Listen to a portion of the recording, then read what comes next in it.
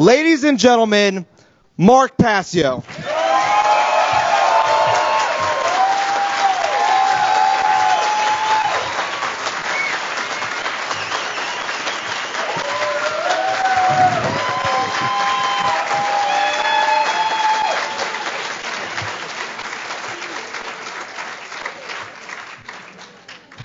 Thank you so much.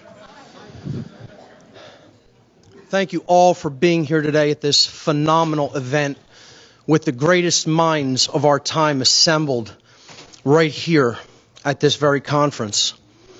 My talk today, ladies and gentlemen, is entitled The Cult of Ultimate Evil, Order Followers, and the Destruction of the Sacred Feminine.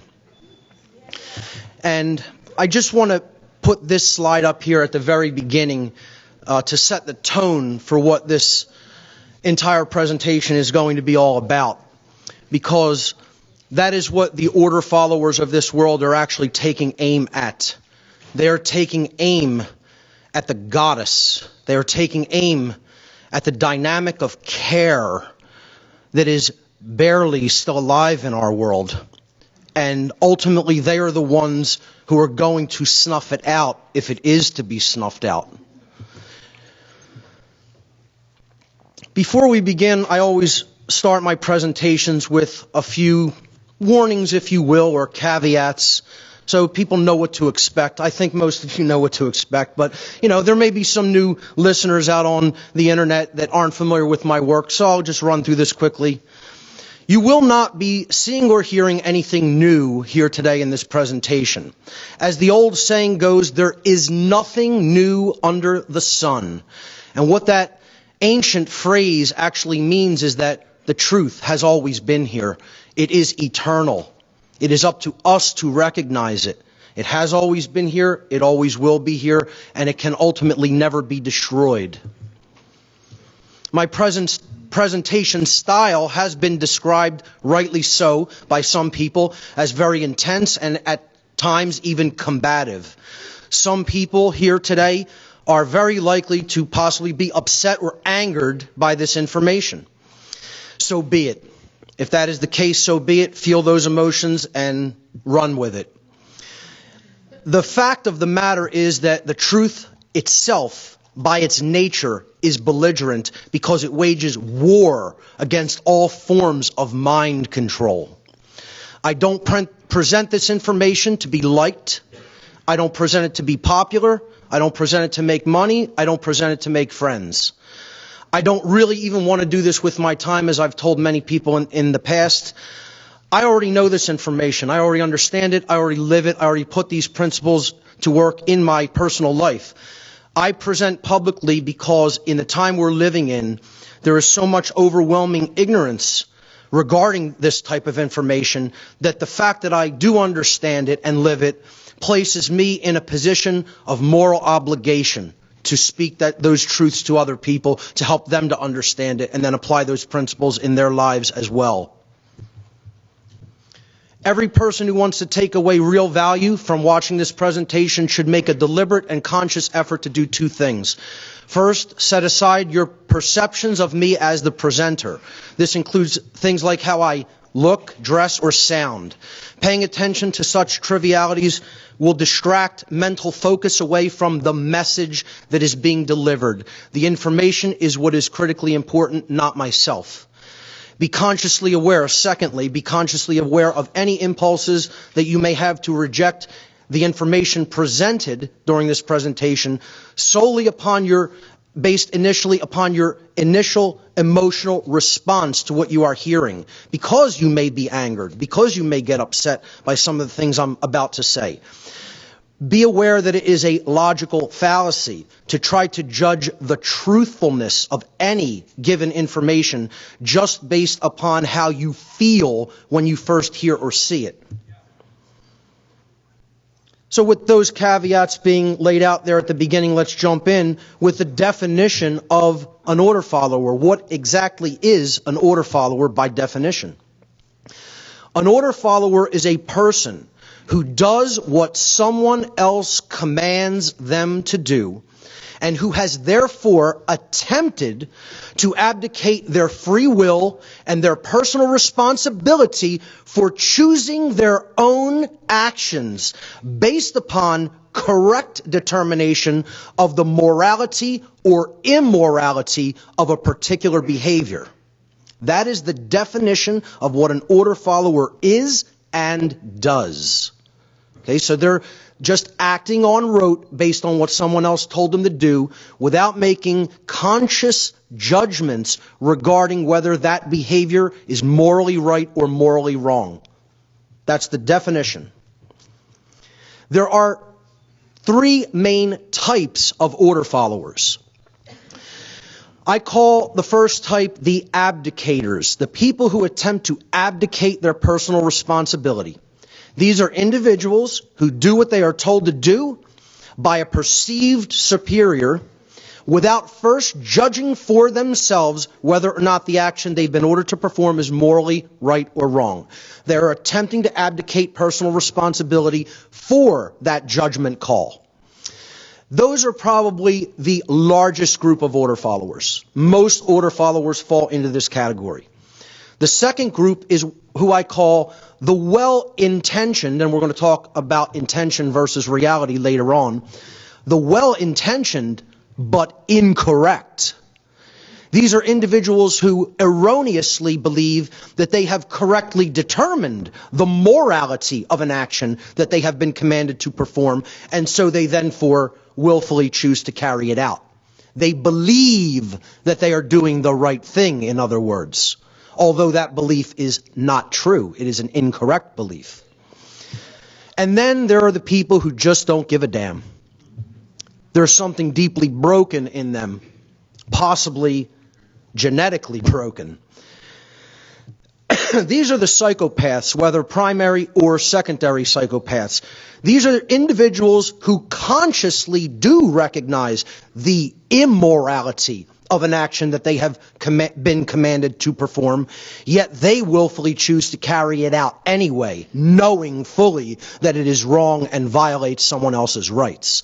That's who I call the psychopaths. They just don't care, and they're going to do violence anyway because they just want to. Those are the three kinds of order followers. And I'd like to play a brief interview. This is from Adam Kokesh, who I have tremendous respect for, from his show Adam versus the Man. I have tremendous respect for this individual because he is a former order follower who developed a true conscience. He got out of the cult of ultimate evil and started exposing it. And he's going to interview a member, an active member of this cult, as we will see that it is, a typical order follower. So I'll let this video speak for itself. Hey, what's happening, Staff Sergeant? How you doing? Hey, my name's Adam. Nice to meet you. I was in the Marines. I do a YouTube channel now called Adam versus the Man. You mind telling me what it's like being here for inauguration? It's a great thing to be here. Right on. Can I ask about what you think of President Obama? Well, I support our new leader, and that's pretty much all I really feel about that. That's what I'm talking about. That's what I'm talking about. Support our leader. He's our new Commander-in-Chief. Go, Obama! Tell us your moment to shine. Get off the So when you enlisted, you swore an oath to the Constitution, right? Yes. And do you think Obama's policies are constitutional? I don't really follow politics too much. So you swore an oath with your life to support and defend the Constitution against all enemies, foreign and domestic, and you have no idea what that means. Hey, sounds good to me, sir, if that's the way you want to put it. Really? That's it? That's it. That sounds pretty dangerous. It sounds like following orders without question. Nope, I just do what I'm told by my leaders, so that's pretty much it. I leave the politics to other people. So you do follow orders without question?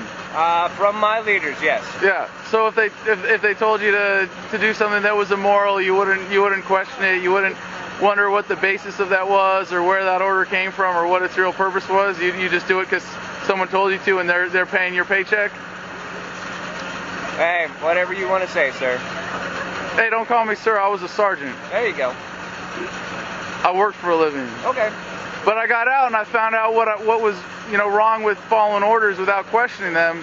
And I found out that when I was in Fallujah in 2004, with the Marine Corps Civil Affairs team, we weren't really serving the people or protecting people. We were serving the politicians and the banksters and the war profiteers. I mean, doesn't that bother you to know that you're a pawn in all that, and that you allow it to happen by just following orders without question? Hey, whatever way you feel, sir. Well, I'm asking how you feel. It's not really important how I feel. Feelings have been conditioned out of you? You're a soldier now? However you feel, sir. Well, is there anything else you want to say on the subject for posterity? No, sir. Well, let me tell you, hey, you got to stop calling me sir, man. All right, sir. Staff Sergeant? Oh, all right, I see how it is. Well, there's an organization called Oath Keepers, and it's about people who take their oath to that Constitution seriously and want to make sure that things like what happened in Katrina, where there were soldiers and National Guard troops asked to take away citizens' firearms who were trying to defend themselves, or troops being used against the American citizens. They want to make sure that doesn't happen. Would you be interested in having a little a more understanding of your oath and commitment to the Constitution that you swore an oath to support and defend? I'm good the way I am, sir. Really? Doesn't that make you part of the problem? Hey, if there's a problem, I'm not aware of it. Is ignorance bliss? Could be, sir. Could be. I don't think you're as dumb as you make yourself out to be. I think you're playing me off. Might be, sir. You might be. I'm pretty confident in that, actually. All right. You're smarter, aren't you? You know what I'm talking about. Well, I got a job to do, sir. What's your name, Staff Sergeant? Bob. What's your last name, Staff Sergeant? That's all I got, sir. You're a public servant, are you not? Sounds good to me, sir. You don't want any kind of accountability for what you're saying, do you? No, sir. Well, you don't have any name badge on. Special Police, Staff Sergeant Bob. Thank you for your time. I hope you'll at least take the advice of an older veteran and think about some of these issues. Have a good day, sir. All right, appreciate it. Yep. That is a member of a cult.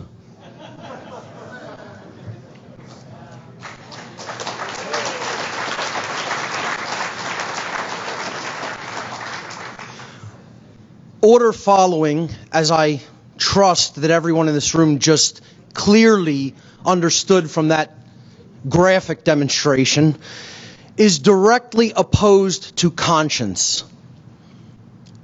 When that gentleman was asked if he cared about whether he's doing the right thing or not, he said, "I just do what I'm told by my leaders." And when asked if he wanted more information about the morality of those decision-making processes, he responded by saying, "I'm fine the way I am." You know? That's the typical order follower. That's the process that's going on in their mind. It's a belief system, not based in reality at all, and certainly not based in conscience. Conscience, ladies and gentlemen, is knowledge. It is not action. It is not behavior. It is knowledge. Conscience, as a word, comes from the Latin prefix con, which means together, and the Latin verb sciere, which means to know or to understand. Hence, to know together. Conscience is common sense knowledge about the difference between right and wrong. It is the common sense knowledge of the objective, knowable difference between right action and wrong action. And people will then ask, well, what is right action and what is wrong action? Isn't that super complicated? Wouldn't that take like lifetimes to understand? No. It's very, very, very simple, actually. Right is that which is based in truth, and hence it is correct. It is in harmony with the laws of morality that exist inherently in nature, what I term natural law, moral law, cosmic law, God's law.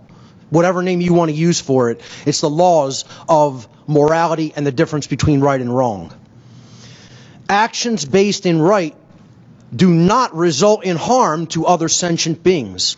Conversely, wrongdoings are based in illusion and pure belief and fantasy and constructs that only exist in an imbalanced mind. They are not based in truth, and therefore they are incorrect.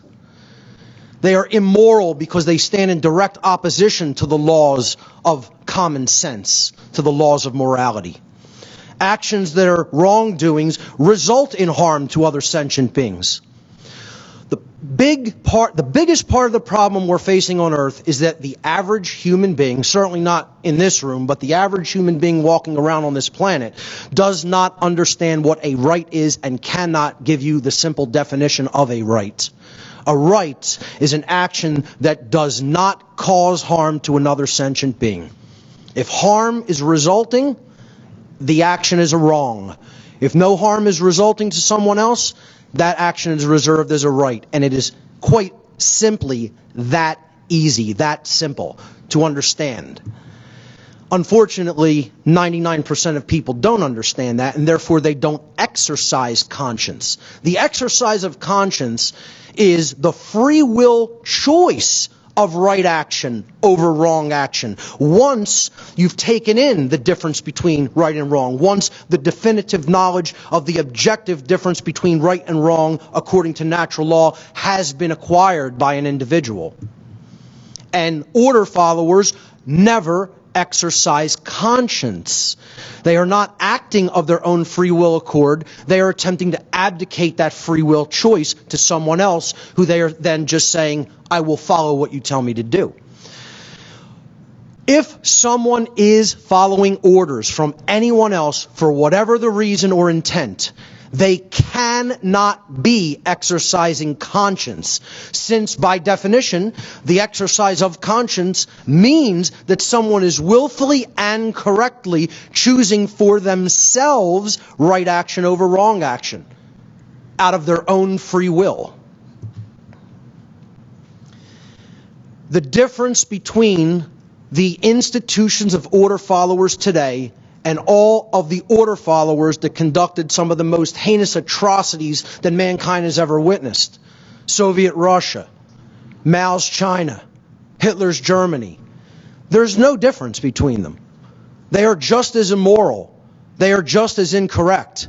They are just as ignorant, and they are just as cowardly. And people can get as offended as they want by that. It's nothing that anybody, however anyone reacts to it, is not going to make that an untrue statement. I'm going to really attempt to offend some people's delicate sensibilities in this section, because I'm going to do something that the human ego abhors.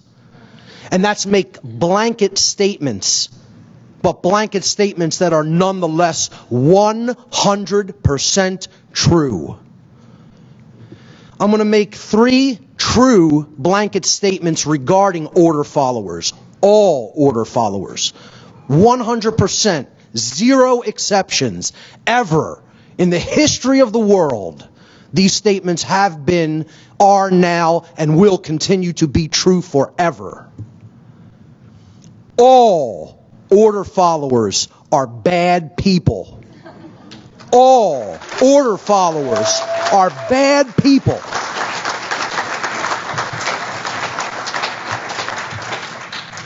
The exit's in the back for some people who are a little too offended by it, you know. And here's the totally logical proof of this given by the historian Dr. Robert Higgs. The good cop, bad cop question can be disposed of decisively. We need only consider the following.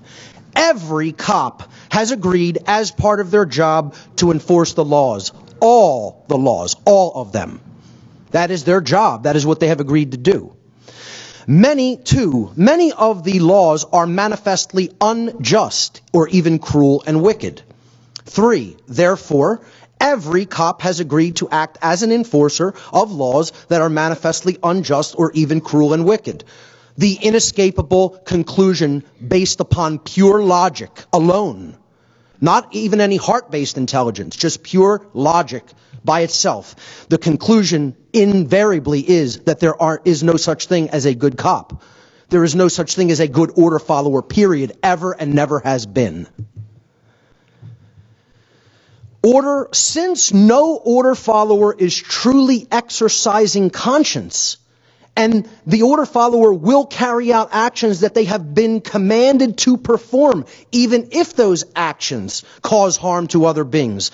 No order follower in the history of the world can be said to be a truly moral human being. They are antitheses of each other. They are diametrically opposed, polar opposite conditions. Order following and moral free will choice. They can never go hand in hand. This brings us to the issue of moral culpability when it comes to order followers. The question always arises, who's more morally culpable? Where does the real responsibility or blame lie? In the order giver or with the order follower? Moral culpability is the determination of who is ultimately at fault or deserving of blame for the commission of actions which result in harm or loss to other beings. Culpable as a word comes from Latin, culpa, meaning blame, and the word culpable in English means at fault or deserving of blame. There is such a thing as blame. There is such a thing as who is at fault, who brought that resultant harm into manifestation in reality. So who is more morally culpable? And please read the question specifically. Who is more morally culpable? I'm not making the statement that neither party is morally culpable. I'm saying both are morally culpable, but who is more at fault or deserving of blame when harm results as a result of one group giving an order and another group carrying out those orders? The order giver or the order follower? There's a correct answer to that question. It is not a matter of opinion. The way you determine the answer, the correct answer to that question, is you ask this question. If each group of people is saying, my actions didn't actually bring extraordinary harm into manifested reality, who's lying and who's telling the truth when it comes down to brass tacks? So here's what bombs raining down on children do in the Middle East, in countries we have no business in. Okay? The problem is, the reason so many people still support actions like this and still support the order followers who do them is the bombs aren't raining down on their children. Okay?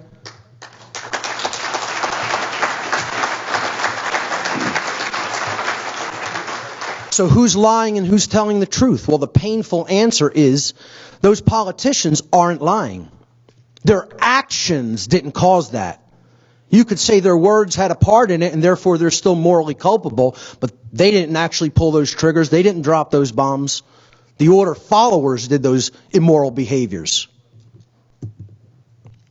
The painful truth, the order follower always bears more moral culpability than the order giver, because the order follower is the one who actually performed the action, and in taking such action, actually brought the resultant harm into physical manifestation.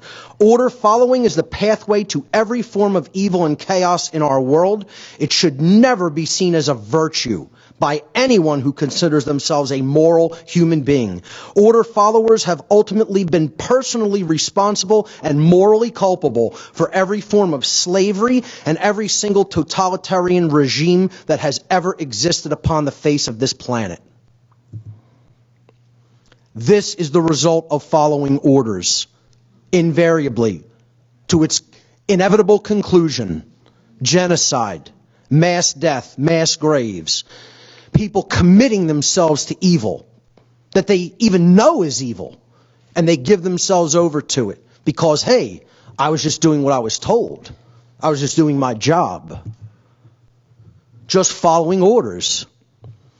I was just following orders, or I was just doing my job, is never a valid excuse or justification for immoral criminal behavior. And this lame attempt to abdicate one's own personal responsibility should never be accepted as a valid excuse for such criminal behavior. Unfortunately, too many people let people like this off the hook, off the line, because they accept this justification that, oh, you were just following your orders, you were just doing your job. Well, oh, okay. Well, that excuses you somehow. No, it doesn't.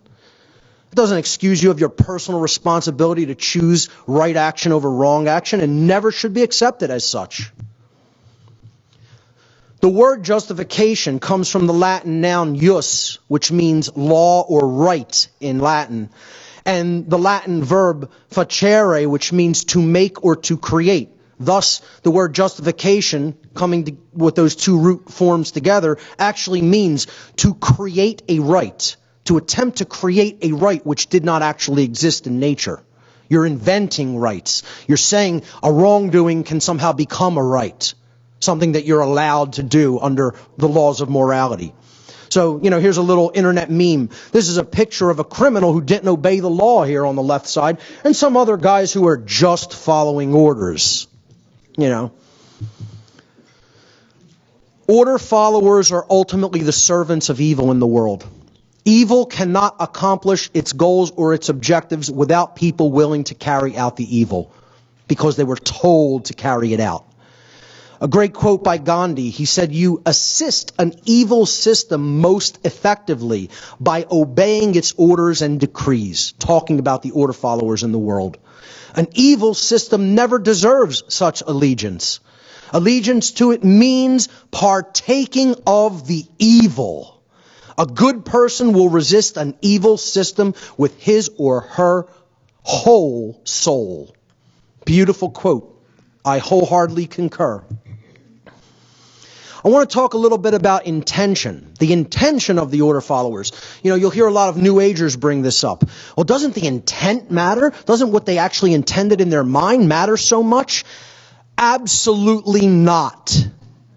It's meaningless. Intention, when it comes to carrying out immoral behaviors, is meaningless. Your behaviors either caused harm to another being or did not cause harm to another being. What you intended has absolutely no bearing on that. The action has all the bearing on that. And the action only. And that's what our souls will be judged upon. Okay? That's what we'll judge our souls based upon. And this is how this gets obfuscated, okay?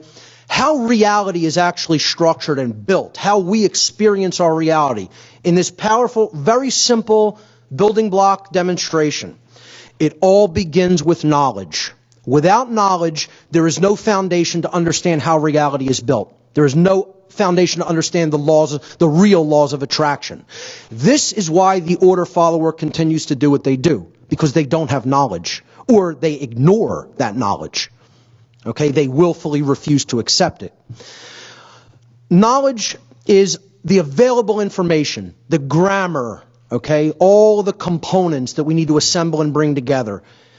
Potential knowledge that may be gathered, processed, understood, and then eventually acted upon by individuals. That's the base level of how we create our reality. Without access to that knowledge, we cannot consciously create our reality effectively, the way we want.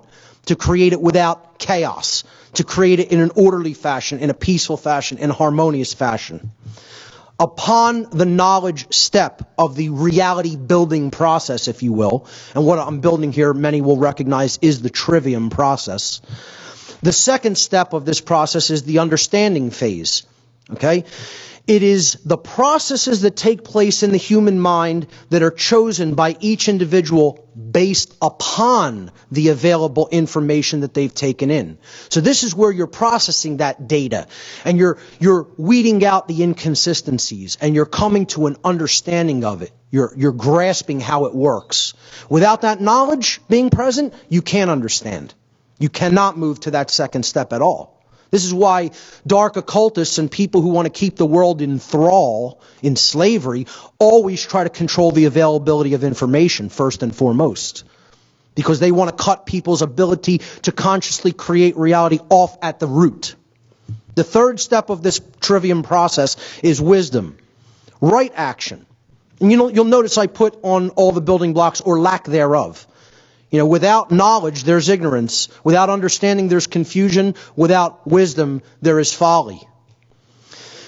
Wisdom, or the behavioral stage of the reality creation process, is based upon each individual's behavior. Each individual's behavior is based upon the quality of their decision-making processes in step 2, which are in turn based upon the quality of the available information they took in step 1.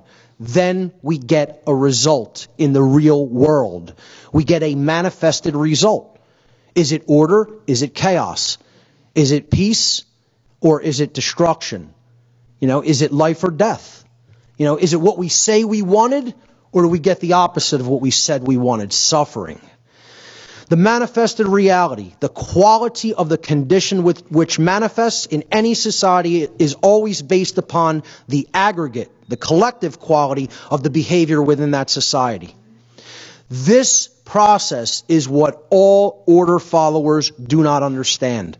They do not have any knowledge of how the reality that they are unconsciously co-creating is structured or works. And that information is deliberately held back from them, never offered, and they don't seek it out because they're looking to abdicate their responsibility. And we'll get to why that is. They don't understand natural law. This is why an order follower cannot be a good person, because of this lack of knowledge. We're ultimately talking about the lack of conscience, which is knowledge. The natural law expressions. It all starts with either love or fear, and it moves down unilaterally through these progressions. If our consciousness is based in the acceptance of truth, knowledge, and that comes from opening up our minds and hearts to the energy known as love, then we will understand our own inherent individual sovereignty, what I call internal monarchy, being a ruler of the self, a self-master. Okay, nobody else ruling you, no one else having the right to rule you. What will manifest in the aggregate of society will be true freedom, what I call anarchy, external anarchy, meaning no one outside of the self is attempting to rule anybody else. That's order, ladies and gentlemen. That's the manifested condition called order or good, or what we say we want, the absence of self-inflicted suffering. Conversely, if fear is the underlying modality of consciousness, we're going to remain in a state of ignorance, because that fear is going to drive us to refuse to accept truth. And in that, we're going to go into a state of confusion internally. No ruler at home, no ruler in the kingdom of the self. Internal anarchy is a very bad thing.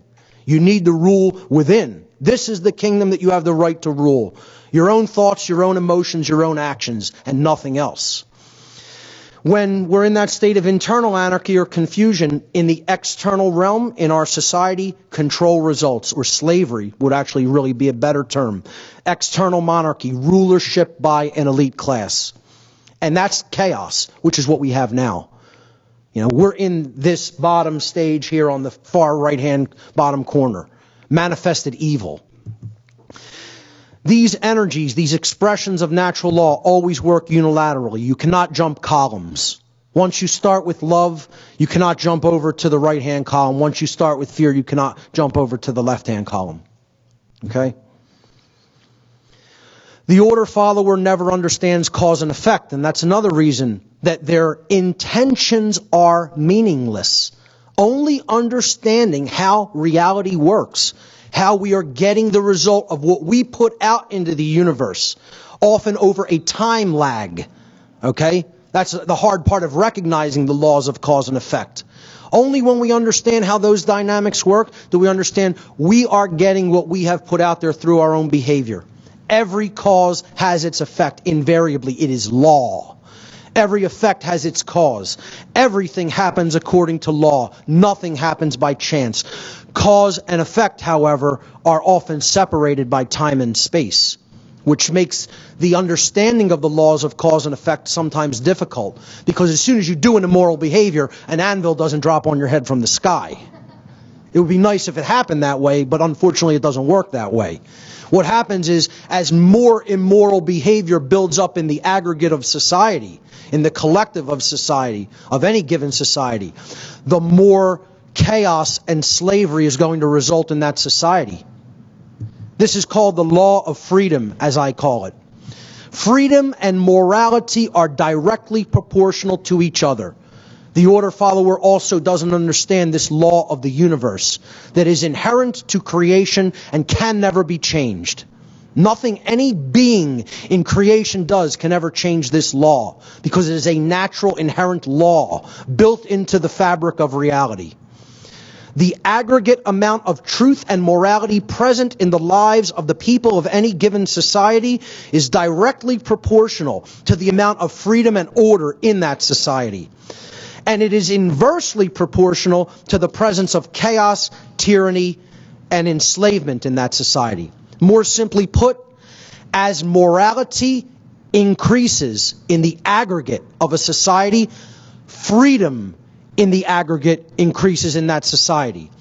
As the society in the aggregate becomes more immoral collectively, slavery increases in that society and freedom dies in it. And that's why freedom's dying in our society, because the vast bulk of the human population is making immoral choices. And in the aggregate, that adds up and equals chaos and slavery. That's the key to understanding how reality works, folks, which is why I put that gift of a key out there. That's the overarching law of creation and the overarching law of attraction that's operating in the universe. That's the real law of attraction, not the fake nonsense New Age variant of it. Second blanket statement: no order follower ever is a truly intelligent being.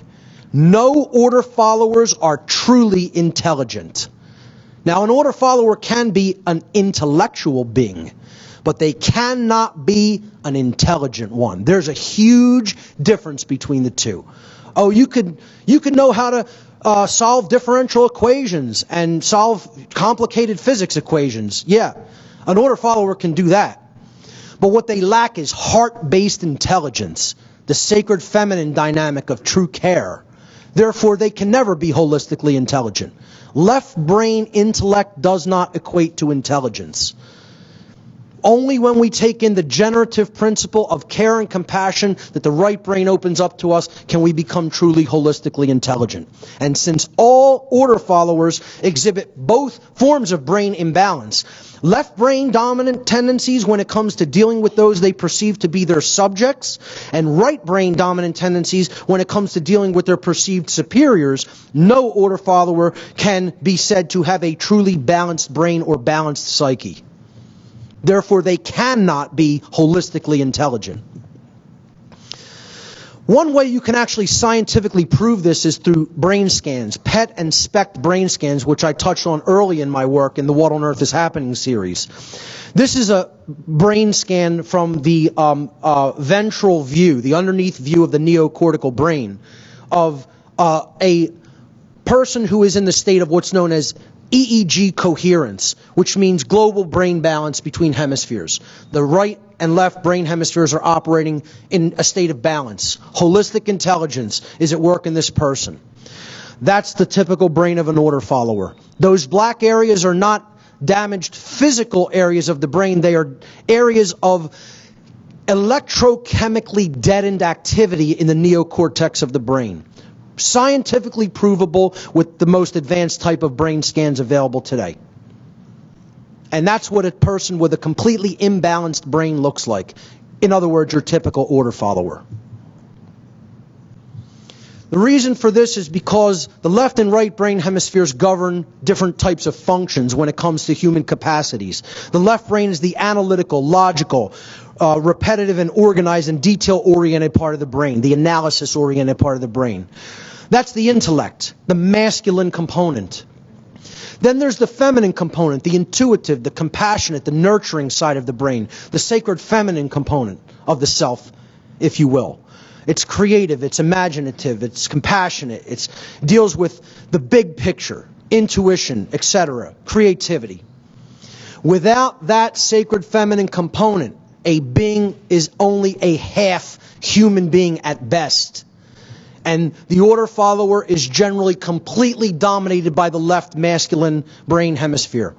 And hence they are destroying the sacred feminine aspect of themselves, not just destroying the sacred feminine aspect of care within society because of the immoral behaviors that they take, but they're actually cutting off part of themselves, because the masculine and feminine component is not just in male and female. These need to be present in balance in all of us, regardless of gender. True intelligence comes from a blending and balancing of both of these dynamic energies. Only when they are operating in unison and harmony equally can true intelligence be born. The coming together of the sacred masculine components of the consciousness and the sacred feminine components of the consciousness to give birth to true intelligence. No order follower has true intelligence and never has.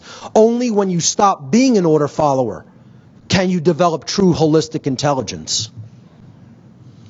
Third blanket statement regarding order followers, and get as offended as you like, people. All order followers are cowards.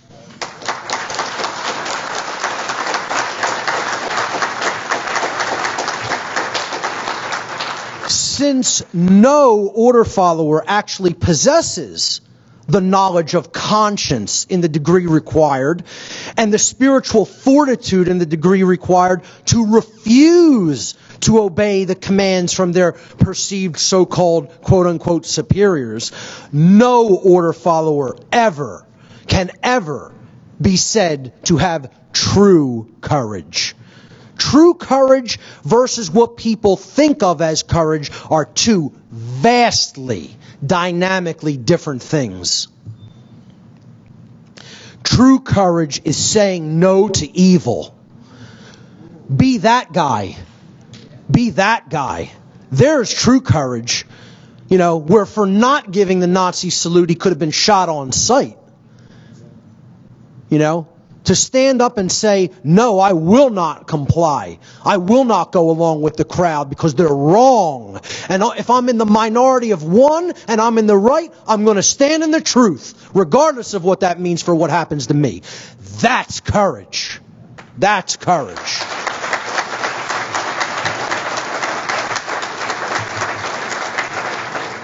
True courage lies in the lost word, saying no. You want to see where the real hero is in that picture? It's the one that didn't show up to partake in the evil. That's the hero. That's the person with real courage. One of my best friends in life, Michael Falsetta, recently said to me, Mark, you're the most fearless person I've ever met. And I said, I refuse to accept that, Michael.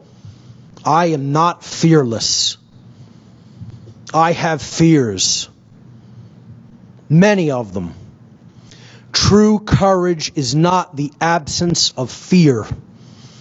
True courage is right action in spite of fear.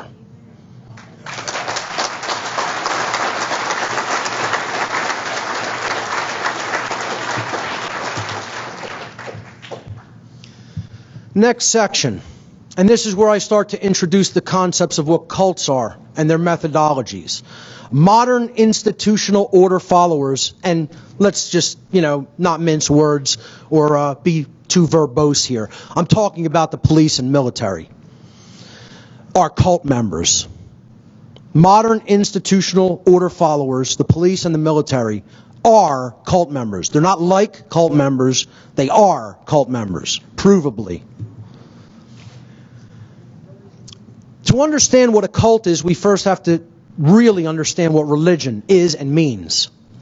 Religion as a word in English comes from the Latin roots, the Latin verb religare. Of course, religare means in Latin to tie back, to hold back, to thwart from forward progress, to bind by tying up, to prevent from going forward.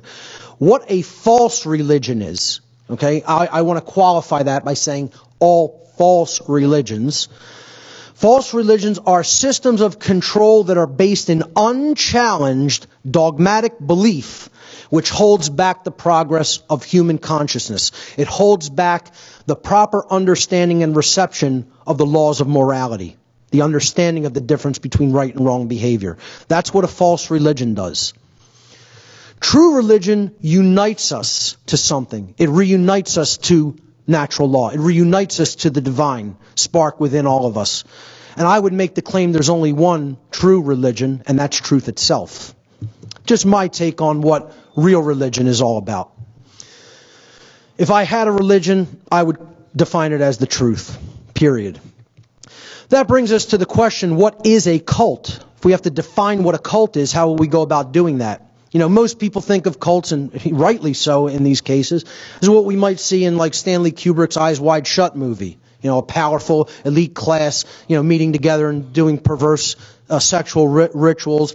And that's like kind of much lighter than reality, actually. You know, what they were doing compared to what goes on with the real cults of the world, as you heard to begin this day with my good friend Jay Parker. I mean, you want to talk about what cults are really doing to children and even their own membership.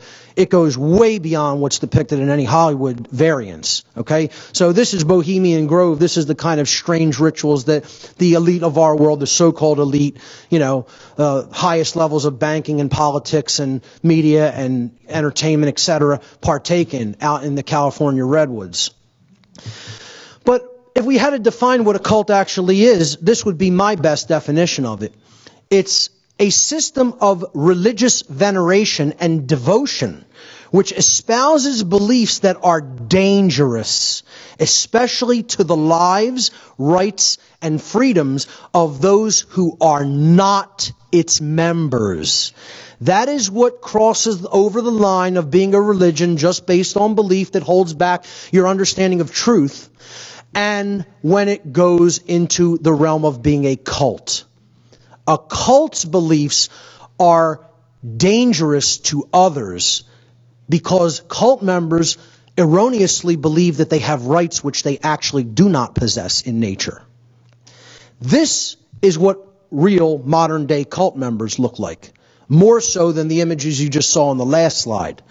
The overwhelming bulk of the cult members of this world are in these two institutions. How the cult system is maintained is through hierarchy and compartmentalization, visualized in a simple pyramidal structure where knowledge is compartmentalized at the top, and the few at the very top are completely in the know. And then all the ignorant followers, the ignorant hordes of followers who are just going along for a paycheck or because they don't want to be singled out or because they don't want to be thought of as by their other peers as, oh, you went against the family, you went against the collective, You rebelled against your programming somehow. These ignorant masses are not in the know at all. They're not given any of the information they need to make truly informed decisions. That's how the cult is maintained. Let's look at some of the cult beliefs of order followers. What are the belief systems of the cult of ultimate evil? Cult belief number one: we place our faith in authority. The cult of order followers rigidly believe that there is such a thing, that it exists in nature, that it is the most natural thing that can exist, and that, God forbid, we ever should do away with that concept. Authority is an illusion. It does not exist in nature. Regardless of what anyone believes, doesn't exist in nature. It exists only within a diseased mind. Authority is based entirely in violence, and it is built upon the erroneous and dogmatic belief that some people are masters who have the moral right to issue commands, while others are their slaves who have a moral obligation to obey the commands of the masters. And that's not my definition. That's what authority is, period. That's what the belief in authority is. That's what the illusory construct in a diseased mind of what authority actually is. It does not exist in nature. It only exists in a mind that is completely, severely imbalanced and does not understand truth or reality at all. What these people believe in and condone, regardless of what anyone wants to call it, I'll call it what it really is: slavery. Period. And from day one, I told people what my show is ultimately about is that I stand against all forms of slavery. Physical, mental, spiritual, manipulative slavery, soft mind control, any form of it. I want to see slavery in all of its forms abolished forever because it's based in violence, it's immoral, and it results in chaos and suffering. And it's unnecessary because it's self-inflicted. It's self-inflicted through the cult belief system. And so many people who are not direct members of this cult are ancillary supporters of it, have this cult mentality as well. And we're going to talk about them in a future section. Cult belief number 2. The second belief of the cult of ultimate evil. We have rights that others don't have. The cult of ultimate evil believes in the inequality of human rights. Order followers erroneously believe that they possess rights that others do not. Due to their cult indoctrination, they refuse to accept the truth that everyone has the exact same rights, and that no one has any more or less rights than anyone else. The cult of order followers believes that human beings can decide what rights people have or do not have. They think that comes from us, that rights come from us, that we get to make up rights based in just constructs in the mind, our whims, our likes, our preferences. Rights don't come from human beings. A right is just what I said it is, an action that doesn't cause harm to another. If you performed an action that doesn't cause harm to another, that's a right. If you performed an action that does cause harm to another, that's a wrong. And those actions exist in nature. They are real world natural conditions that we put into effect through our free will. Therefore, we don't determine whether a right is a right or a wrong is a wrong. That happens inherently as a result of the behavior itself. It's built into creation. It's something that is inherent. We don't get to make it up. So the cult followers also believe that human beings are actually capable of delegating rights which do not exist. They think we can turn wrongdoings into rights and say, oh, you're allowed to do that wrongdoing. You're allowed to inflict harm upon someone else and cause suffering. You know, some magical authority can grant that to you. We'll see how this religious belief works, how this cult belief works very soon. And they also believe that they are capable of revoking rights which actually do exist, preventing someone from carrying out an action that doesn't result in harm to another being. That's what the cult of order followers believes, that they have a right to do that, to prevent right action from being carried out. Cult belief number 3 of the cult of ultimate evil, the order followers of this world: government is our God. This supernatural entity that can grant rights or revoke rights. It can determine morality based upon its whim, the legislative stroke of a pen. I can write something down and I can make it moral. I could say the next day, oh no, we were wrong about that. That's prohibited now. Now it's immoral, and you could be punished for doing it. I mean, if you believe this, folks, you know, it's a naive child's mentality, which is what ultimately all these people are. They're people who have never grown up, and they have mommy and daddy issues, as we're going to come to soon. They have parental abandonment issues going on psychologically, whether they are even aware of them or not. I'm going to play a video about the cult of statism, the cult of the belief in government authority. Okay? Just listen to the complete contradiction that you're about to hear from a former United States Senator. Let me see if I understand your position. Basically, would you say that it's wrong for the citizens to initiate physical force against other citizens like an armed robber does? Unless we permit that by law. But it's okay for the government to do so. Because the government has been authorized by the people. Okay, but if the government authorized armed robbers to do it, it would be okay? If the government is that foolish to do so, I don't know what kind of country that would be, but that's legal, and if it's constitutional, so be it. Okay, so you think that it's wrong for a citizen, an individual citizen, to initiate force against others to deprive them of their property, but it's okay for the government to do it if the majority has elected that government to do it? It is okay if the government is authorized to do so. The government is authorized to levy taxes and the authorization comes from the people. Do the individual citizens have the right to initiate physical force against other citizens that have not initiated or threatened to initiate force against anybody and haven't violated anybody's property rights? They cannot do that because they are not authorized to do so under the law. So individual citizens don't have that right. If they don't have the right to initiate physical force against other citizens, could they have properly delegated that right to the government? Oh yes, they do so right now. Can you properly delegate a right that you do not have?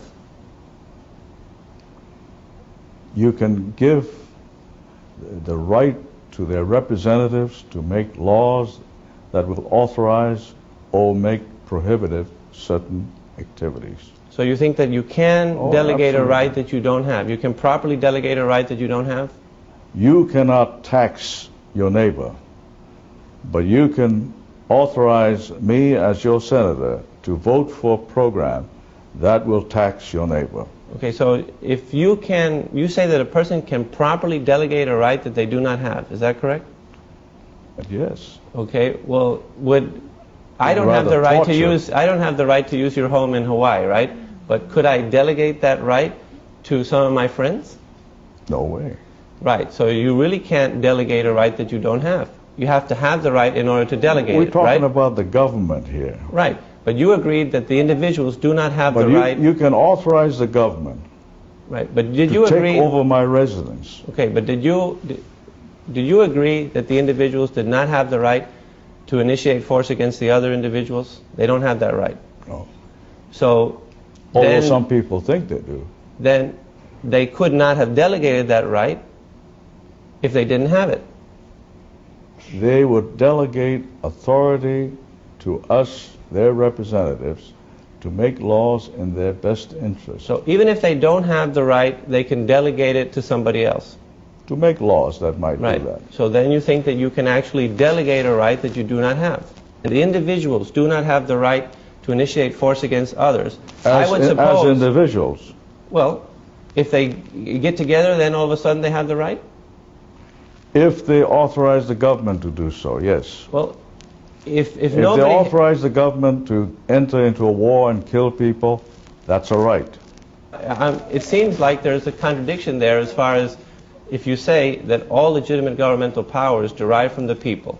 You agree that the individual citizens do not have the right to initiate force against other citizens, then it would seem clear that they cannot delegate that right to the Why don't we government. just leave it this way? We disagree.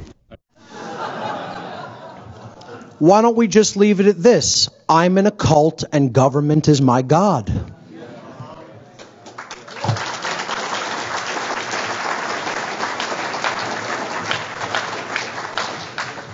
I feel horrifically sorry for anyone who cannot fully cognize the complete inconsistencies of a brainwashed person like that. Whoever cannot see the logical fallacies and total inconsistencies in this person's total perversion of cognitive processes, I feel they are just as sick as this individual is, if it can't readily be seen. So let's talk about the techniques of cults. How do the cult leaders keep the cult lower down members, the rank and file, in line? They have very strict, rigid sets of techniques that they have employed throughout human history, and they don't waver with them because they have always worked. They've worked consistently because people have still not built their consciousness up to a level where they understand how these methodologies of manipulation work. I call this the techniques of cults, or how to brainwash willing followers who want to give away personal responsibility for their own actions. And there are four main cult techniques: isolation, conformity, indoctrination through repetition, and trauma. Isolation, conformity, indoctrination, and trauma. Let's take them one at a time. Cult technique number one, isolation. Probably the single most important technique, because it makes it very difficult for anybody to penetrate the collective of the cult. the boundary of the cult. You have to physically separate the cult members or the potential cult members from the rest of their community so no reason can be spoken to them, as much as that is within your power to do so. Create an us versus them mentality. We are the family. We are the collective. Anybody outside of us is them, and they are not us. Demonize the outsiders. Those who don't belong, the civilians, Somebody recently just told me what police and military are calling us are civilian pukes. One of the big names going around within the cult. The civilian pukes. Just like their cult leaders call them their dogs, their pets, their animals, as we'll get to. Isolation is probably the most important technique. And why? Why is it so? Because you have to cut off the cult members from the knowledge that they could receive from outside of the cult. And therefore, it makes them incapable of changing. Cult technique number 2, conformity. Don't tolerate any individuality within the cult. One's old identity has to be completely broken down and reformed. Completely shed and then built back up to something new and different that falls in the rigidly restricted parameters of the cult belief. And you know what? They'll be all too happy to tell you that this is what they're doing to you. In the Marines, they tell people, we're going to break you down, boy, and then we'll rebuild you back up in our image. They're all too open about how they employ these techniques. They use uniforms. Uniform, one form. Rigidity. Uniforms to create sameness in appearance. And they use modes of sameness in speech and behaviors. Regimented actions. What this does is this builds up resonance. It keeps people locked in step. And they just go along with the behaviors by rote. Like a wind-up doll. Cult technique number 3, indoctrination through repetition. Rigorous schedules and instructions. Repetitive behaviors, doing the same thing over and over and over and over again. And repetition is one of the greatest forms of mind control, if not the most powerful form of mind control. They put them through obstacle courses, drills, formations, marching in step, etc. Repeated phrases, chants, and songs being employed to put them in a certain rhythm, a certain vibratory energy. Indoctrinate the mind. Give it the belief system over and over again until they believe it. Keep repeating the lie until it is widely believed. Cult technique number 4 is broken down in 2 halves, 2 parts. There's physical trauma and then there's mental and emotional trauma. The physical trauma consists of high levels of activity to the point of exhaustion, low sleep time and disrupted sleep, high carbohydrate intake and low nutrient intake in the diet. This damages the brain. It puts somebody in a state of weakened resistance. Their body, mind, and spirit are unable to resist the dictates of the cult. They weaken them through these techniques physically.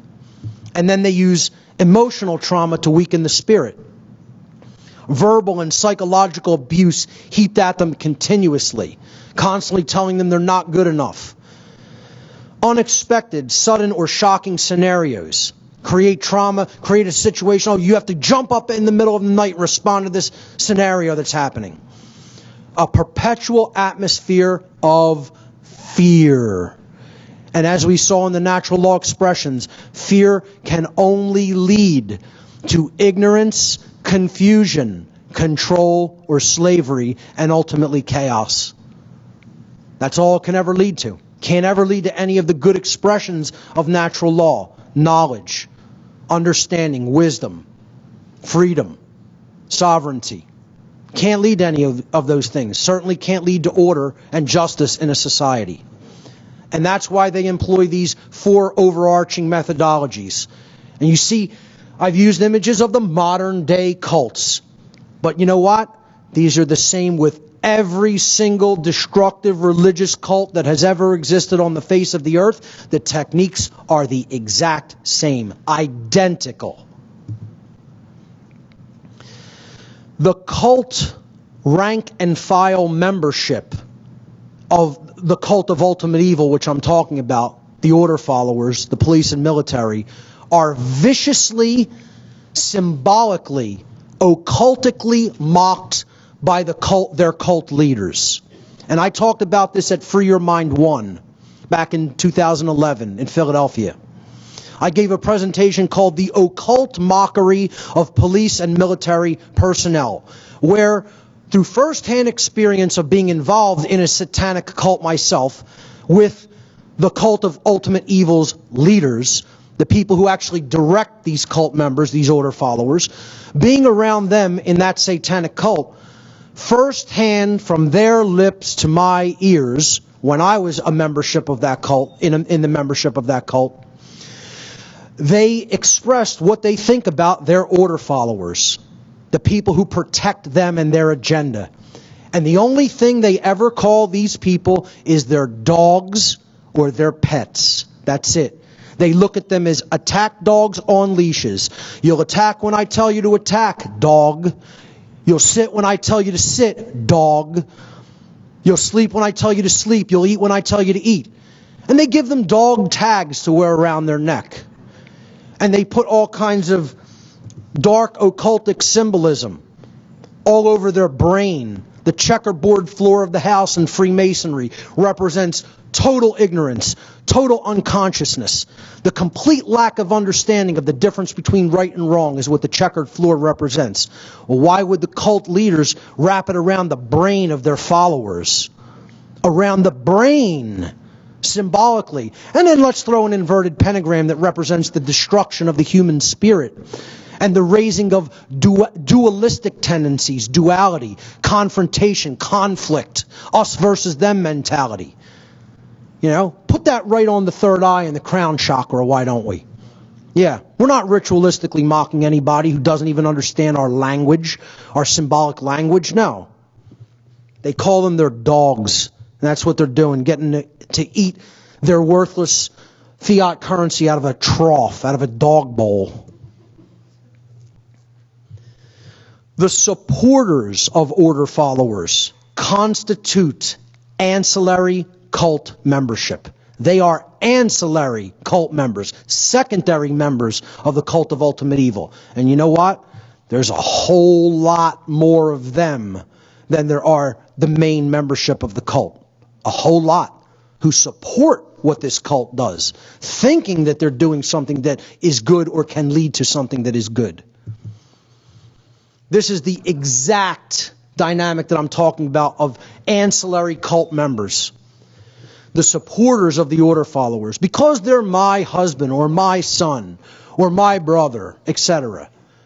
And you know, not to make this any kind of a gender-related statement, but the ancillary followers of the cult are largely women because they're supporting the men who are involved in the cult. The men in their lives, they'll often support blindly. You know, because they don't want to believe they're doing something that is evil. They don't want to confront them on it.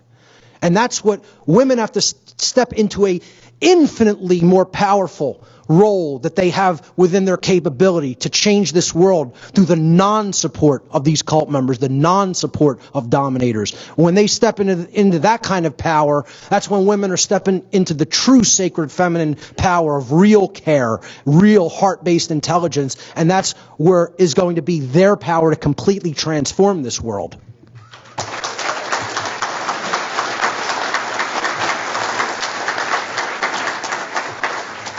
But you know, the supporters of order followers are everywhere. Men, women, children, etc. You know, he should have obeyed the law. They're crucifying him for a legitimate reason. They're just doing their jobs, just following orders, you know. And of course, this is it's allegorical. It's about how people just support evil and put down the thing that's actually trying to tell them to do the right thing. You know, destroying conscience, destroying the sacred feminine essence. In many ways, the supporters of order followers, the ancillary members of the cult of ultimate evil, are doing more damage to the morality of human society than the order followers themselves, especially due to their vastly greater numbers.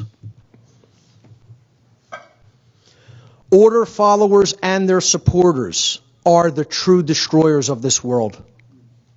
Unfortunately, that statement is true. People always want to pass the buck. They want to point fingers outward. They never want to do this. See, that's what I had to do to get out of the cult. Couldn't do this. Couldn't say it was you. Couldn't say it was the cult leaders. I had to recognize at a deep fundamental level of my being that I was the problem and I was wrong.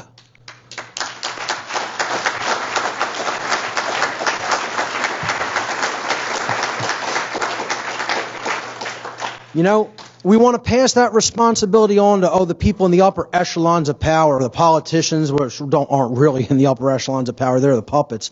But they think of the politicians as the one who are there, the international bankers, even the actual cult members, the real legitimate cult members that are part of the satanic, worldwide network of Satanism and dark Luciferianism. Ultimately, those aren't the people who are destroying the world. Are they taking a role in it? Without any question. Should they be held responsible? Without any question. Who's ultimately bringing that harm into physical manifestation?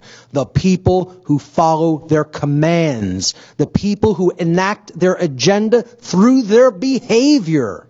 These are the creators of the dark New World Order. The order followers are ushering in the new dark age, not the order givers. The order givers play their role. But the order followers are the ones who bring the harm into actual manifested reality. Order followers are the destroyers of the sacred feminine dynamic of care. This is the background for my entire presentation. I brought it up as the first slide for people to contemplate at the beginning. They are taking aim at the goddess principle, the non-aggression principle, true care, the compassionate and nurturing aspects of the being. That's what they're destroying within themselves. And then through the violence and the slavery that they're enacting and supporting through their behaviors, they're destroying that dynamic of care outwardly in a wider sense in society. And this is the state of the sacred feminine dynamic of the people of the earth. The goddess is weeping, ladies and gentlemen. And she needs to be rejuvenated desperately. And we need to be the people to help rejuvenate that sacred feminine energy. Let's talk about the solution. What is to be done about this? What can be done about this? Is there a solution? Yes, there is. The solution is the people right here in this room.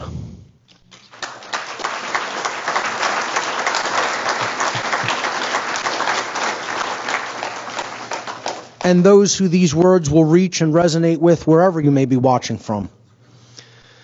The solution is what I call the great work, or the infiltration of the cult of ultimate evil. We need to infiltrate the cult. We need to break the first technique of cults, isolation. This is where most people get a little timid, a little afraid. You want me to speak what you're talking about here to people involved in the police and the military? That's the only solution. That's the only way we're going to get out of this mess without bloodshed. What is the great work? The great work of truth, love, and freedom.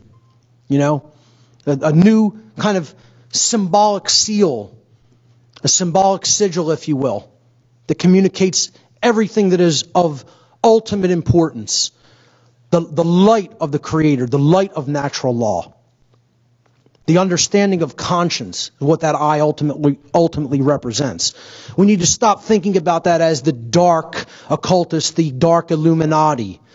We need to take that symbol of the all-seeing eye back because the Illuminati are seated in this room.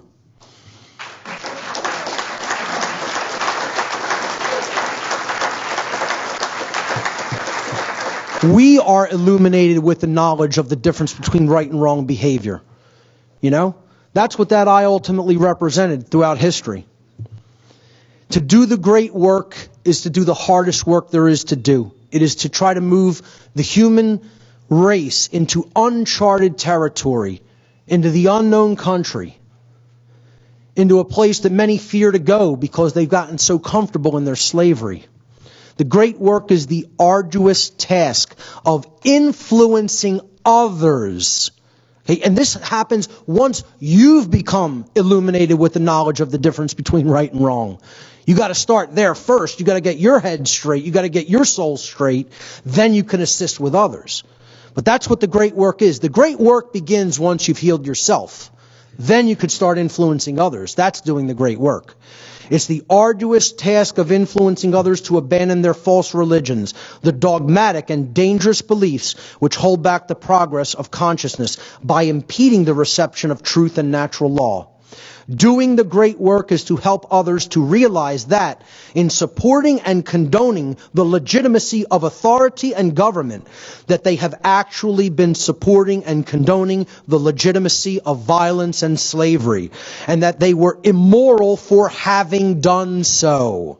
This is the very reason that the great work is so difficult to do and why it is so unpopular. Why so few people on this planet are actually engaged in doing it. We need to increase the numbers by not the thousands, not the tens or hundreds of thousands, but by the hundreds of millions is the number of people that need to be doing the great work.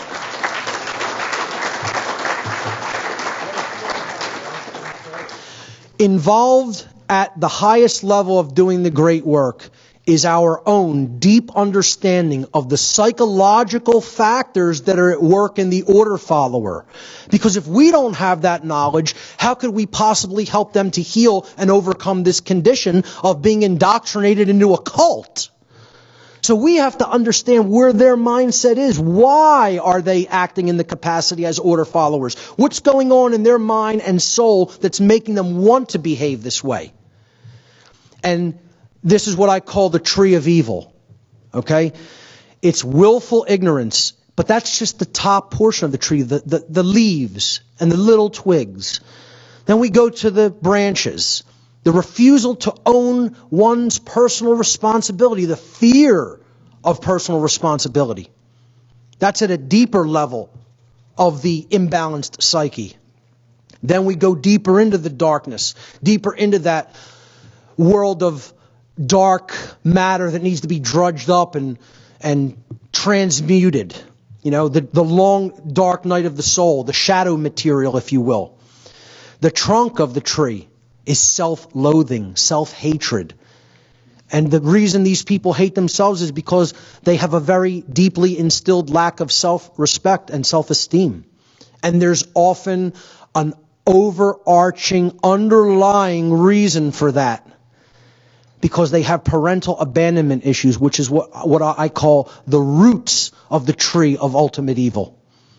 Understanding those deep underlying psychological, often unconscious or subconscious psychological roots is where we need to go. And parental abandonment issues lies at the very, very base, at the very heart, if you will, of the psychological factors that make order followers want to continue to be order followers. They are looking for a family in proxy for one that did not exist or did not help them to become a better being. They have mommy issues and daddy issues, parental abandonment issues, whether physical, mental, psychological, emotional, or spiritual abandonment issues by their parents. And therefore, they are looking to fulfill that psychologically by proxy with a family, a collective family that basically acts as their new identity. And unless we understand that that dynamic is at work and where their mindset is at, is that of a tortured child. And what they ultimately need is healing of that dynamic, transmutation of that dynamic by engaging with them and helping them to understand these psychological factors that are taking place within them. Until we commit to engage in that work, do not expect it to change, expect it to get worse. Because when these factors are not dealt with at a conscious level and healed at a conscious level, they eat us at a subconscious level. And eventually that subconscious level, those demons come into the real world and they eat us there too. And that's what's happening. We'll look at these dynamics one at a time. Willful ignorance. This is what doing the great work right now at this point in history should probably make most people feel like. Okay? We're the ones who know what's going on in our conscious, and a lot of other people around us are asleep. But you have to battle through that condition through willful persistence. Persistence is required to do the great work. Even if this is people's condition, you speak the truth to them anyway. You plant seeds that could blossom at a later point in time, once they've seen a little bit more and grown a little bit more. Never stay silent when it comes to issues of right or wrong.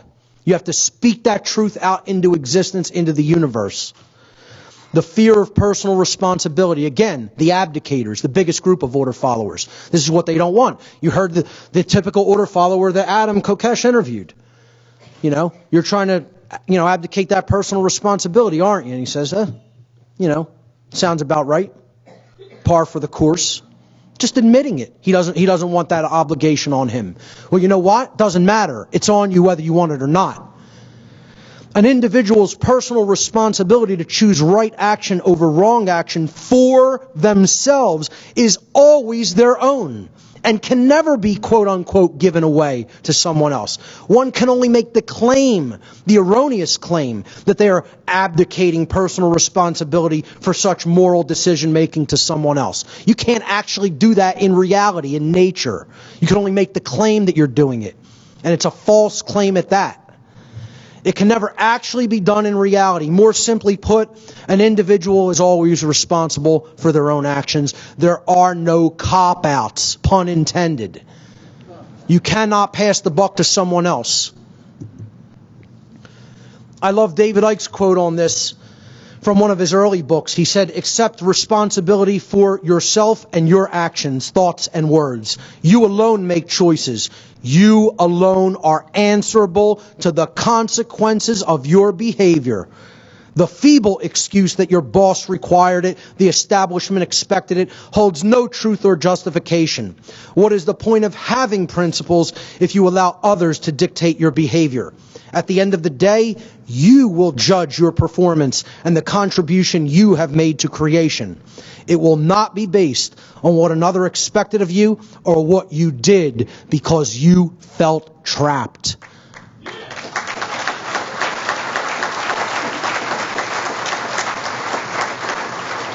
There are no cop-outs or excuses for immoral behavior. We have that personal responsibility on us whether we accept it, want it or not, or understand it or not. Self-loathing is the next psychological dynamic that keeps order followers in the positions that they are in. Self-loathing is one of the main underlying psychological conditions that causes people to attempt to abdicate their own personal responsibility to exercise conscience and to fall into patterns of order following and justification. Just as it is not possible for an order follower to truly be exercising conscience, it is not possible for an order follower to truly love themselves. Not possible. No one who is actively involved in the dynamic of order following can be an individual who truly loves themselves. At some core psychological, spiritual level of their being, they are engaged in self-hatred.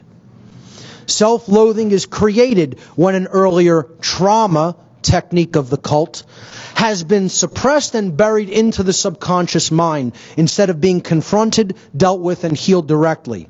Such trauma could take the form of feelings of inadequacy, whether real, suggested, or imagined.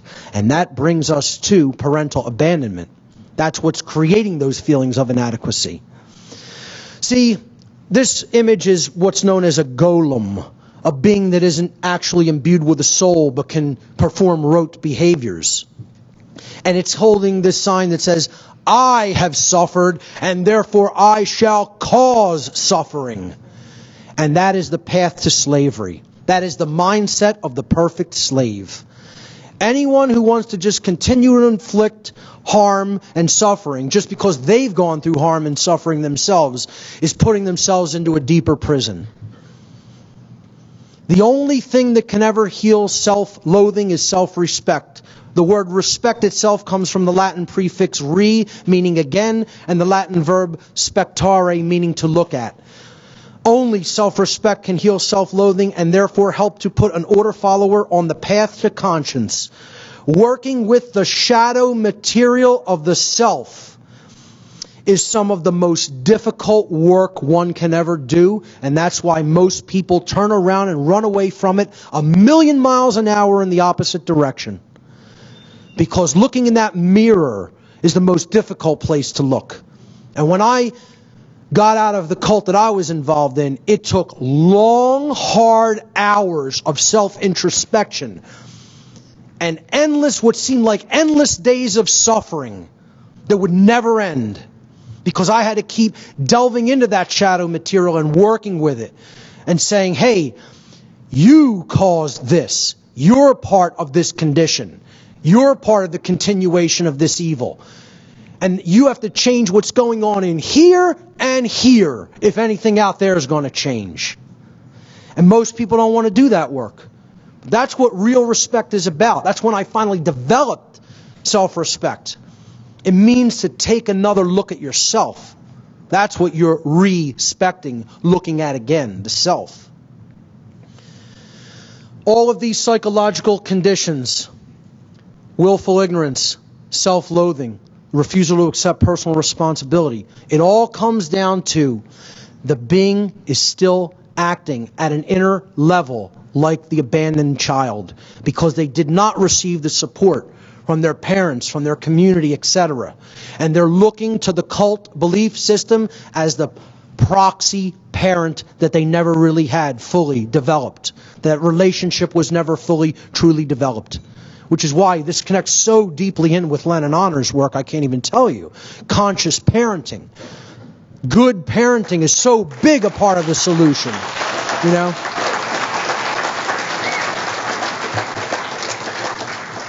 It's all about ending the abuse victim cycle that is so much a huge part of cult behavior. The cult inflicts the trauma, and then the cult member, they grow up traumatized, and they continue to inflict the trauma. It's an endless loop. Unless the one who has undergone the trauma, through help, often it has to happen through help, because they're so traumatized and victimized that they can't do it on their own. That's what this is the support system that they need. Those who are going to reach out and do that great work with these people, you have to be that support system for these people to help them to go through that narrow pathway to healing, where the experiencer of trauma is finally healed through applied knowledge, care, and will. And most of all, through the sacred feminine dynamic of care. Cult members often have a fear of chaos, of what would happen if this thing I've always known and always been a part of would suddenly be gone. How would I live? What would be my identity? How would we do things that we've been doing, with this system in place if it wasn't in place? True freedom, ladies and gentlemen, includes infinite possibilities. No better definition of true freedom in my book. By definition, infinite possibility includes the possibility of chaos manifesting. We cannot fear that possibility. The possibility of the manifestation of lower orders or small amounts of chaos taking place in our world must be embraced without fear. Or even, not necessarily without fear, but again, with courage. Accepting, even if you fear that, that's a contingency and you'll work through it. You'll exercise right action in spite of that fear, in spite of that possibility for chaos. The manifestation of chaos can be a powerful teacher, which brings us to the painful but often indispensable lessons of what we should not do. The apophatic lesson Understand what is a right by understanding what is not a right. Understanding what was the right path to go down. If you go down the wrong path and you make a mistake, you have to be able to consciously recognize that, admit that you were wrong, turn around and get back on the right path. That's what really understanding the self is all about. That's what really having true self-respect is all about. The ability to admit that you were wrong and learn from your mistakes. Ultimately, the fear of this idea, it can never work out if we do things differently. The fear of the possibility of chaos equates to the fear of true freedom. We have to shed that fear if we want to move forward. And we have to help the order followers shed that fear. Through their fear of the possibility of chaos, order followers advocate the legitimacy and the continuance of authority and government. And therefore, they are actually advocating the legitimacy and continuance of violence and slavery. They think they can get rid of those conditions by what they continue to do, when what they continue to do can only continue to create those conditions. Pure logic, ladies and gentlemen. Those who believe that authority is necessary and that it must continue have actually been duped into believing that human slavery is necessary and must continue in order to prevent chaos. Violence and slavery cannot prevent chaos because violence and slavery are chaos.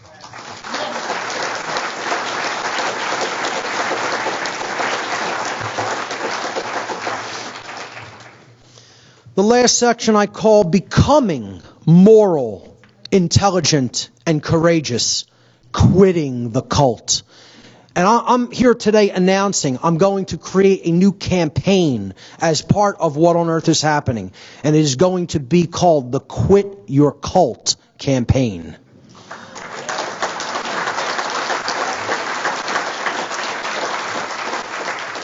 We have to make this almost a mantra. You know, so far to date, I'm going to tell you my tally that I've racked up. 2. I got 2. Yeah, it may not be that impressive of a number, but it's a start, right? You got to start somewhere. Former order followers, 2 former order followers, have communicated to me that it was directly because of the information I've put out regarding natural law and morality that they quit the cult of ultimate evil.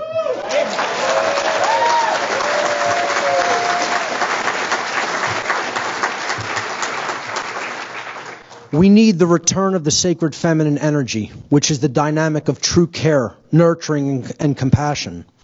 You know, last year, 2 years ago at the Free Your Mind conference back in 2013, I gave a lecture called New Age Bullshit and the Suppression of the Sacred Masculine, which is about how the New Age religions ultimately want to create a dynamic of not taking action, of suppressing the masculine, the sacred masculine dynamics of the personality. What this lecture is all about are the forces that are trying to suppress the sacred feminine aspect of the consciousness and personality. The sacred feminine, or the lost principle, as I refer to it, is the dynamic of care. What we care about on a day-to-day basis acts as the driving force of our thoughts and, most importantly, the driving force of our actions. Therefore, care can be seen as the ultimate generator of the quality of our experience. This principle has been often referred to as the generative principle, the creative principle. The word generative is derived from the Latin verb generare, which means to create. What we care enough to put our will behind, what we care enough, what we use the sacred feminine care enough to put our will behind, the sacred masculine action of will, dynamic of will, is what ultimately gets created in our world. This is the real law of attraction, the real law of manifestation. The world is the way that it is today, sadly, because most people do not care enough, even if they say they want things to be different, to change the world through their actions.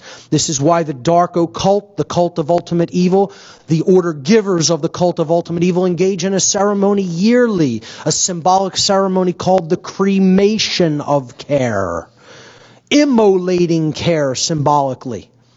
And their order followers continue to do it right here in the real world, not the symbolic world, the very real world of behaviors. There's two principles that constitute enlightenment, and we need to engage both of them if we're going to see the return of both the sacred masculine and the sacred feminine.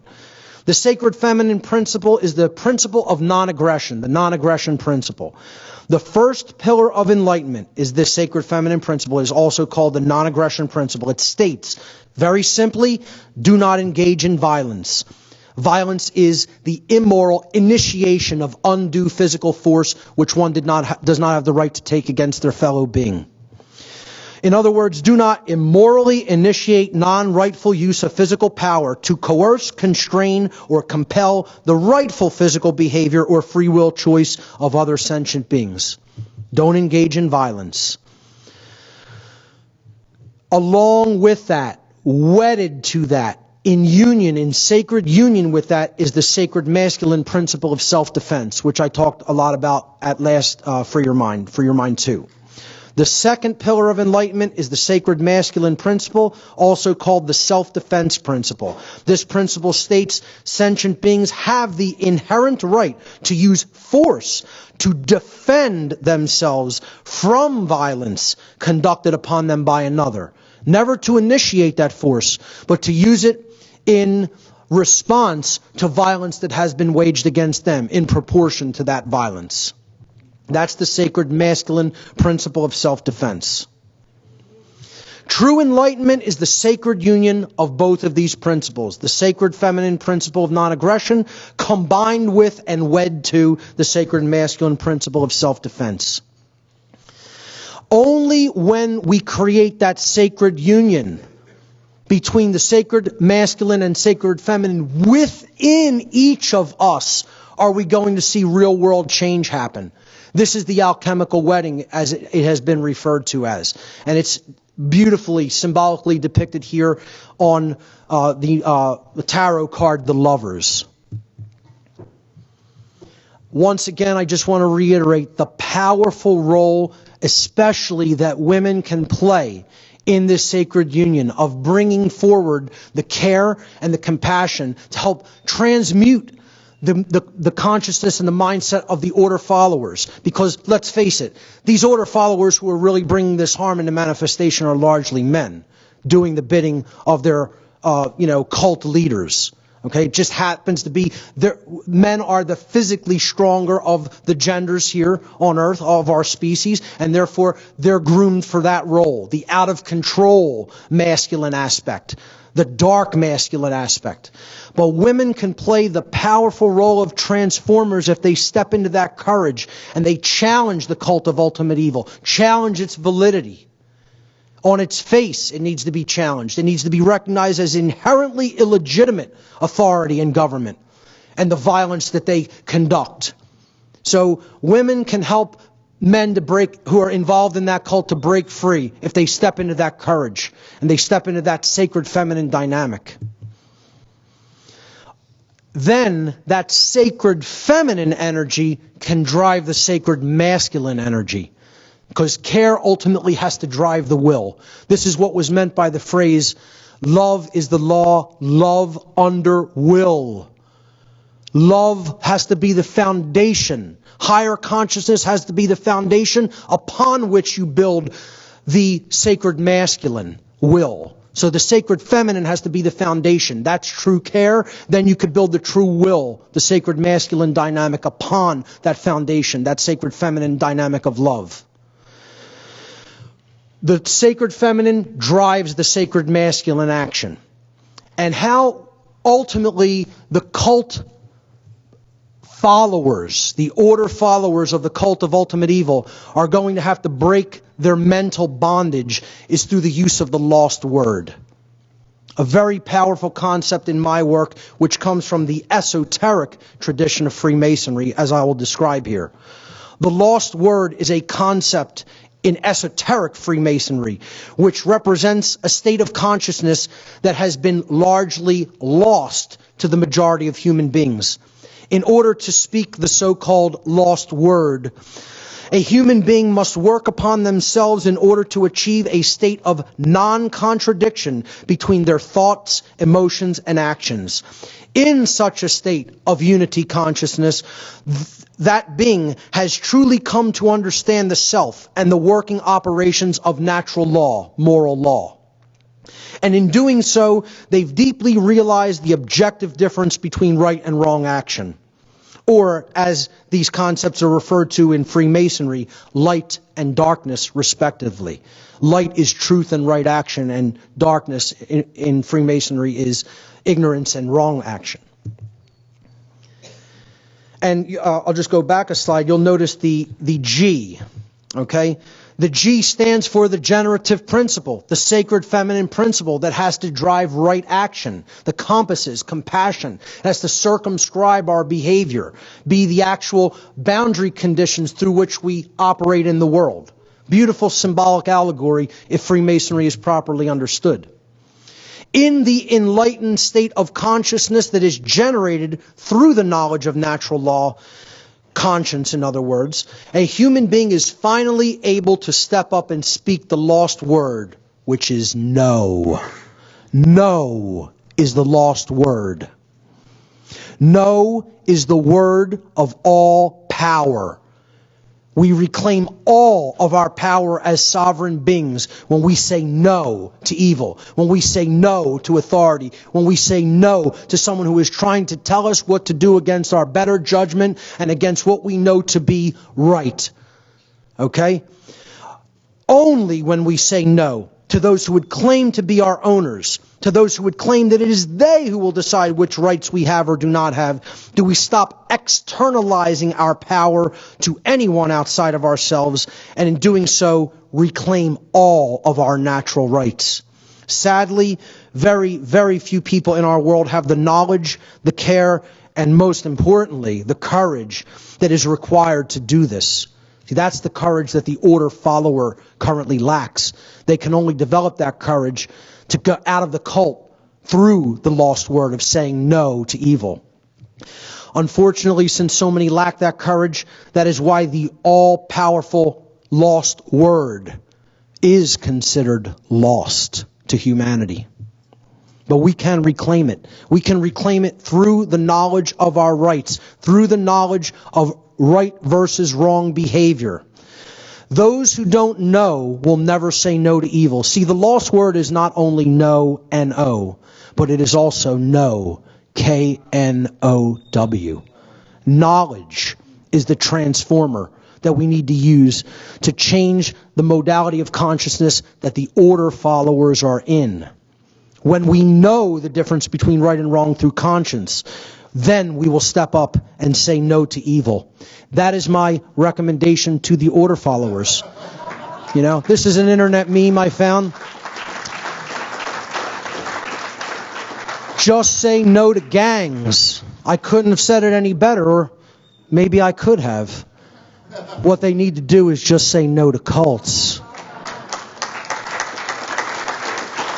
Ladies and gentlemen, one of the principles that I personally live my life by is never give someone else advice that you haven't followed yourself. Well, you know what, ladies and gentlemen? I'm about to give some really important advice to all the order followers out there today.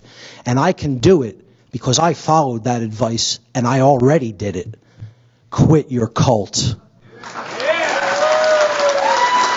Ladies and gentlemen, thank you so much for your kind attention.